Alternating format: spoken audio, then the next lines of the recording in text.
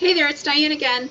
I just wanted to talk to you about optional snacks. We're all aware by now that we get to have 5 meal replacements a day, 1 lean and green of an actual healthy meal with fresh vegetables and a lean choice of protein. We're also paying attention to our healthy fats. Depending on our lean meat choice is going to depend whether or not we have to add additional supplemental fat or not, and also up to 3 condiments.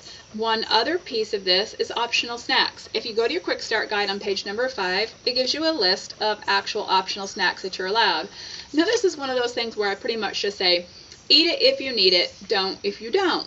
Because just remember that if you really are really hungry, and especially in your first week as your body starts to adjust in the calorie deficit, it might be really important for you to have it. Or if you've been a little bit more active, you're going to maybe be a little bit more hungrier. So definitely it's there for you to have if you need it.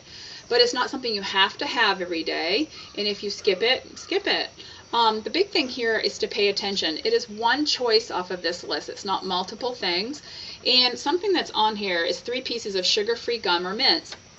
If you're like me, I kind of think to myself, sugar-free gum, well, it's sugar-free, what does it matter? But if you really look at it, pay attention to the carbohydrates. Most sugar-free gum has between 2 and 5 grams of carbs. So if you're having 2 or 3 of those a day, it's easy to add 10 to 15 grams of carbs with no problem. So remember, it's all about watching our intake of calories, protein, fats, carbs. It's all a whole science behind what it is that we do with this program. So just be mindful of that. And also when it comes to your choices of your nuts on here, it actually shows you almonds, walnuts, and pistachios. So those are the nuts that are recommended when it comes to an actual optional snack. Now, here's a question that I get a lot. When it comes to a healthy fat, almonds, walnuts, those are considered healthy fats also.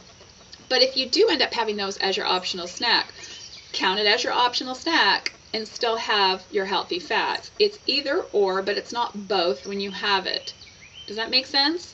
So give you an example of that. So let's say today I decided to have 7 halves of walnuts crushed up on my salad.